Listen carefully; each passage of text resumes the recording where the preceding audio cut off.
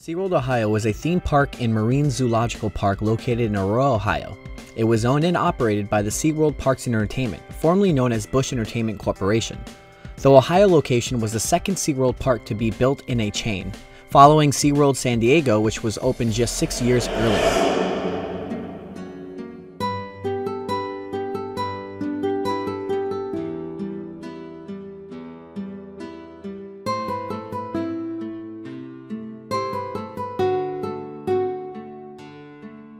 SeaWorld Cleveland, originally referred to as SeaWorld of Ohio, opened to the public on May 29, 1997.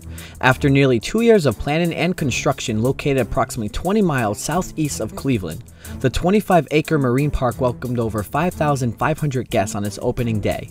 The oceanarium cost $5.5 million to build, but greatly exceeded the expectations of Malay and his team. In its first 100-day season, SeaWorld Cleveland doubled attendance predictions as more than 1.1 million people visited the park in 1997. The marine park was beautifully landscaped, boasting hundreds of interesting trees and shrubs, providing a rich backdrop and winning national awards. By the year 2000, SeaWorld Cleveland had grown to occupy 232 acres, but was restricted from adding roller coasters or water rides due to the deal with the neighboring theme park across the lake. Six Flags announced that it had reached an agreement to purchase SeaWorld Cleveland from Busch Entertainment Corporation on January 10, 2001 for $110 million. The Six Flags combined the Marine Life Park with the 520-acre Six Flags Ohio, which is the theme park across the lake, along with the nearby campground and hotel properties. Busch Entertainment spokesman Fred Jacobs stated that the northern climate had no influence on the sale. The park was ultimately sold due to the competitive restriction deal with the other theme park that limited the growth of SeaWorld Cleveland under Busch Entertainment ownership. On March 10, 2004, Cedar Fair, parent company of Cedar Point, announced that they would be acquiring the entire Six Flags Worlds of Adventure property. Cedar Fair purchased all 750 acres, including the combined parks, campground, and hotel, for a whopping $145 million, but Six Flags would retain ownership of the park's animals. Six Flags stated that the sale of the Ohio property would allow them to pay down debt and pursue other opportunities in North America. Only 3 years later, in 2004, Cedar Point's ownership dropped 74% from 2.7 million in 2001 to only 700,000 people in 2004. By 2007, they became a full-blown water park and shutting down all rides. That lasted until 2016, where they finally closed the whole place for good.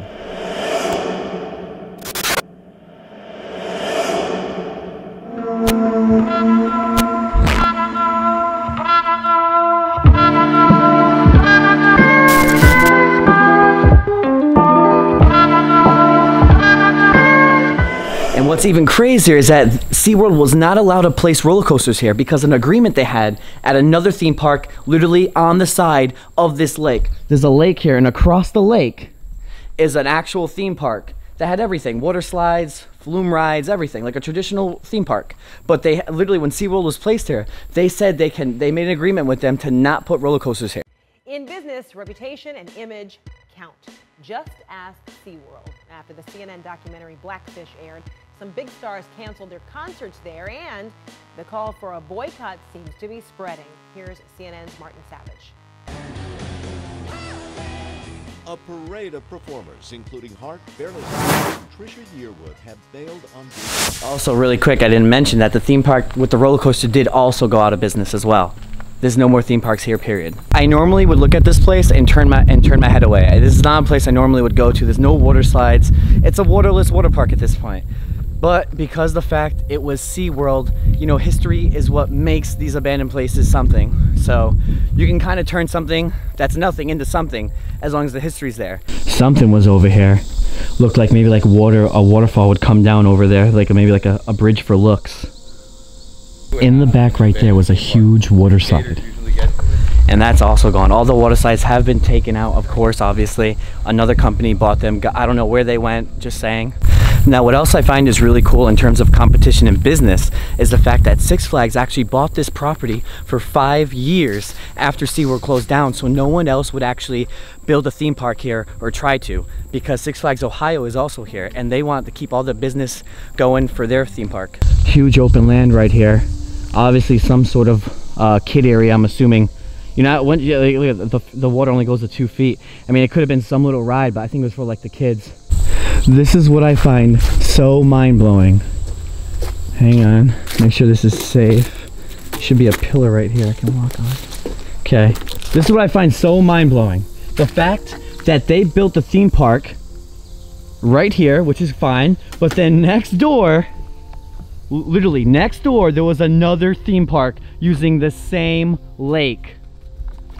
That's like Walgreens and CVS competing against each other, or Burger King or McDonald's. But this is even bigger. This is freaking a theme park on the side of another theme park. I've never even heard anything like that, except like, all right, Disneyland and Universal, I see. But I don't know, it just seems weird. It just seems weird to me because they're sharing the same lake. They had to have done boat rides here. I just find it so awkward. You know, you're going on a boat ride here, knowing that there's another theme park, probably using the same lake next door. First job since I was 14. Oh, it was your first job? Yeah. That's amazing. Cool. How was it? Excellent. Yeah? Get a better company than SeaWorld. Oh, really? You work here as a SeaWorld employee also? Yes. Yes. How was it here? Were the animals treated well and all that? Very much so. Yeah. It was beautiful. Yeah. Cool. Great place to work. Did they have like orca shows here and all that? Yes, they did. Cool. That's so amazing though, because like now you see it like in ruins. It's kind of like, is it like a weird feeling? It's disgusting. Yeah. Like the summer tourism went down? No, tourism never went down. Corporate greed. Corporate Oh, yeah. greed? Save a penny. Yeah. Operational went down. Whenever it was working independently, each side of the lake would bring in 25,000 people a day. Wow. When they combined the parks and let the operations go. So, okay, because this one was all water park, and that was like a whole... SeaWorld was SeaWorld, owned by Anheuser-Busch. That was Jog Lake, a family amusement park, owned by somebody else. They agreed not to have animals, they agreed not to have rides. All right. Worked out beautiful. That's amazing. That's amazing. Wow. And then came Busch Gardens, and because of that agreement, they couldn't build rides on the side. SeaWorld couldn't. SeaWorld owns Busch Gardens. Yep. Because they could not build rides, SeaWorld didn't see, since they could not make it into a Busch Gardens, couldn't see the future of just an animal park, so they sold. Dude, the fact that we just interviewed a local here, that she was here for all 3 mergers, she was here since the beginning. And the fact that she brought up how like she wants everything to kind of stay the way it is, wants the animals to take it back over, and she doesn't want condos here, is literally like how we all think for abandoned places, and how like we rather just see that here or something that's not a huge chain or condos. We rather just see like the wildlife just take back over everything, or you know, or even just bring back SeaWorld. Apparently she really loves SeaWorld, how she was talking, how they really cared for the animals and how they, you know, really took care of their side of the lake. That's also really interesting for her to say. So she knew that the other side didn't really care too much about the lake and stuff. But yo, that's amazing. Like for her, in her mind, like seeing how this place is now, when she worked there her whole life, is mind-blowing too to think about.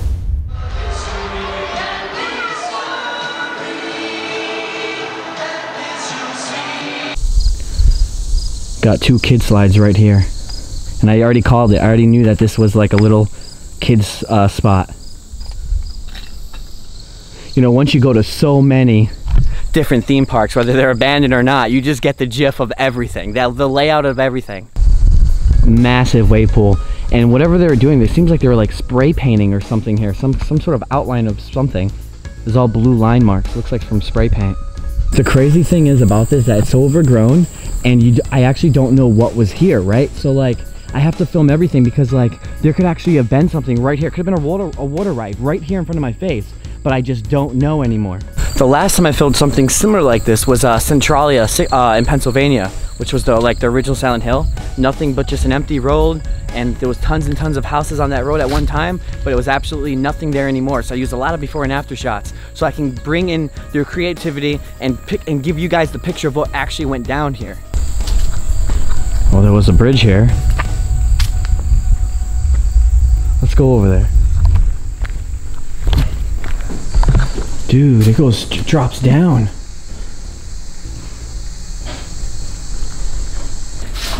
I think it's Japanese. It looks like a Japanese gate. Could have been an arcade in here. Yeah. But this is weird. You got Six Flags St. Louis tickets here, which is random.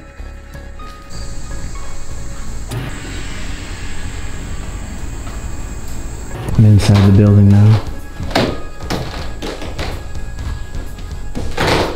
Wow. I feel like I can fall through these floors actually. They're really thin. I mean, at least you got a nice view of the lake. Oh, they had another dock. They had their own dock here. My God. This is freaking all across the bridge where people would actually walk. This is a walkway. You can't even tell it's a walkway. And you got some remaining, like, the wall guards from the bridge. The walk path. I'm really confused here. So underneath here, there's a pool of water. And then above it, you can see a steering wheel. I just don't understand what was placed here. Wow. That's a huge tank. All the water was probably in here. I don't know if this is true, but from what I'm seeing, I'm starting to think that all of this was some sort of huge, big pool. I'm just going through a lot of freaking spider webs and stuff. Right here. Look at this. There was something here, for sure. Look how big this thing is. It's like this thing was a huge tank. You know, I don't know, that back there was where we seen the first tank. But then look in here. Everything's been taken over by nature, you know. Obviously all the trees are now grown inside here, but this was something big. Downplays the decision, saying, quote, "This is the only instance of a camp cancellation that we have experienced. It may not be the last." Dear SeaWorld, Students at Point Loma High School put together this video that starts off by thanking SeaWorld for the memories. But after watching the documentary Blackfish on CNN, all those special memories have totally been cheapened. Next comes a series of critical questions about how SeaWorld cares for its animals. An overview over the wave pool. It's actually so relaxing here. You can actually see Rob. Look how small he is from over here.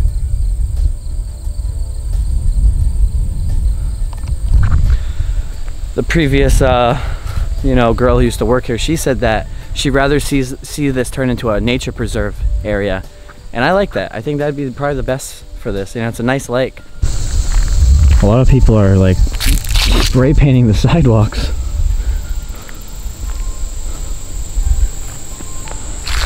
Fall's coming. Dude, that door has been smashed in so hard.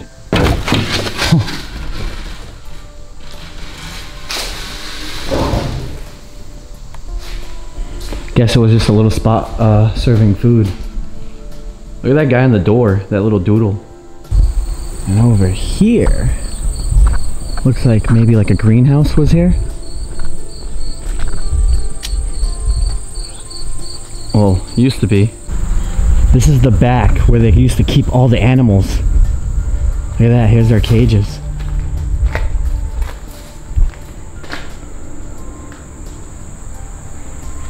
Oh, I definitely think their birds was inside here, or their monkeys maybe. I don't know what they have, but I'm just saying.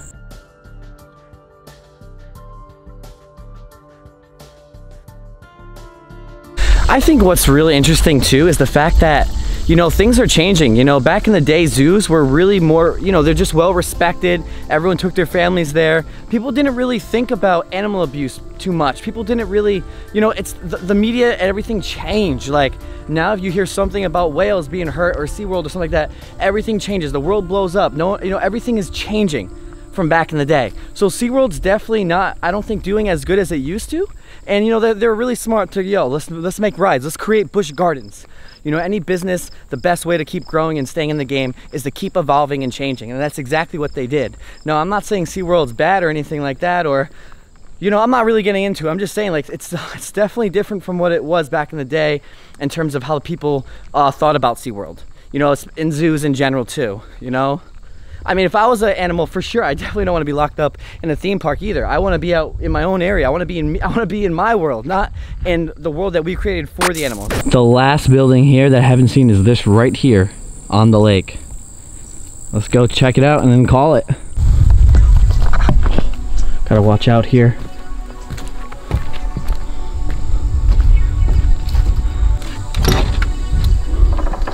Jeez. Oh yeah, definitely was some sort of like zoo in here, you know? You could even smell like whatever they were feeding them, like that fish food smell. This is what I'm really curious about. What was right here? Maybe absolutely nothing and they just dug the wall out, but something was here. Like all this was definitely something big, but you know, there's no evidence to show what it was. There's no ruins left, there's no nothing, it's just overgrown. So I can't figure it out. Like something was definitely even right here, but we'll never know. I think that's the end of today's video. Guys, hope you guys did enjoy today's video. It's a bit different from the usual because it's nothing visible really. It's mostly just run off of history and before and after shots, but that's still just as cool if not different and could be, you know, better to some people.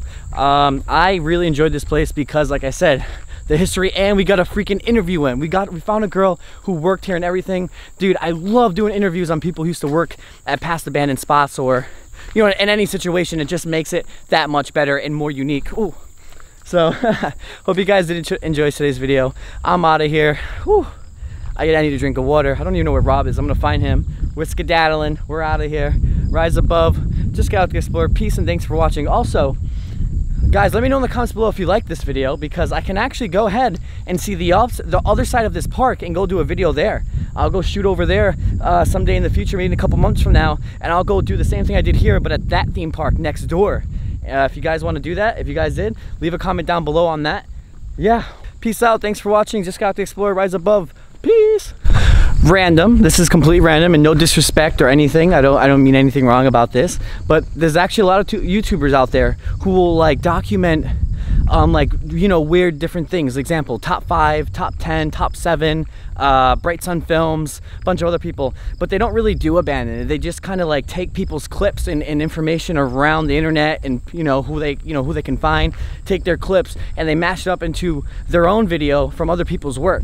And dude, that's cool because they go in, they can get really some great history on it and some great shots on it and make it really more interesting. But for me, like, I never wanted to do that. I actually never was the guy that wanted to sit behind. It's like reading a textbook. I wanted to be in the action and experience it for myself. And that's what makes me, I think, different from all the other channels, because I'm actually going to those spots that they're just sitting, reading and documenting them, which they do. They're freaking good. They come out good.